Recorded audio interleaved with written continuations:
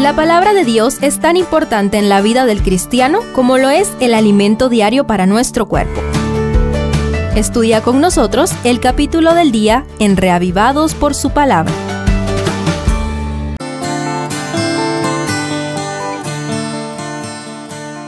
Hechos 8 avanza al siguiente paso en el cronograma evangelístico que Jesucristo había dejado a sus discípulos en Hechos 1:8. Examinemos a los personajes mientras el reino se extiende hacia Samaria. Primero, Saulo. Saulo de Tarso se mencionó por primera vez en el capítulo anterior acerca del martirio de Esteban, pero acá se nos dice: y Saulo consentía en su muerte. Y se nos presenta la consecuencia profética del apedreamiento del primer mártir. En aquel día hubo una gran persecución contra la iglesia que estaba en Jerusalén, y todos, salvo los apóstoles, fueron esparcidos por las tierras de Judea y de Samaria. Según el verso 1. Además, se nos indica la participación de este personaje en esta persecución en el verso 3. Saulo, por su parte, asolaba la iglesia, entrando casa por casa, arrastraba a hombres y mujeres y los enviaba a la cárcel. Parece que su celo fariseo se incendió con el testimonio y martirio de Esteban, pero en adelante conoceremos más sobre Saulo. Segundo, Felipe. Por otro lado, la siguiente sección habla de otro de los 7 diáconos. El verso 5 declara: entonces Felipe, descendiendo a la ciudad de Samaria, les predicaba a Cristo. Luego los versos 5 y 6 informan los asombrosos resultados de la predicación. Mucha gente escuchó atentamente y, mediante el poder del Espíritu Santo, fueron liberados los endemoniados y sanados los enfermos, de tal manera que el verso 8 dice: así que había gran gozo en aquella ciudad. Y el 14 añade que los apóstoles Pedro y Juan fueron enviados para orar por los recién bautizados para que recibieran el Espíritu Santo. ¡Qué maravilla! Gracias al Espíritu Santo, un diácono fue suficiente para sacudir a Samaria.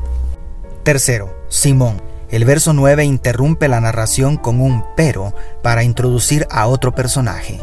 Pero había un hombre llamado Simón que antes ejercía la magia en aquella ciudad y que había engañado a la gente de Samaria haciéndose pasar por alguien importante. Este hombre también fue bautizado por Felipe, pero evidentemente no se había convertido, porque cuando vio a los apóstoles otorgar el Espíritu Santo por la imposición de manos, les ofreció dinero a cambio de recibir ese poder. A esta insolente oferta, Pedro respondió, entre otras cosas: tu dinero perezca contigo, porque has pensado que el don de Dios se obtiene con dinero. Arrepiéntete, pues, de esta tu maldad y ruega a Dios si quizás te sea perdonado el pensamiento de tu corazón. Según los versos 20 al 23. Qué tremenda advertencia para quienes han pretendido hacer de la fe un negocio. Y cuarto, el eunuco. Para ir finalizando, a partir del verso 26, Felipe es enviado por un ángel del Señor al camino que desciende de Jerusalén a Gaza para evangelizar a otro personaje de quien no sabemos su nombre, solo las características que menciona el verso 27.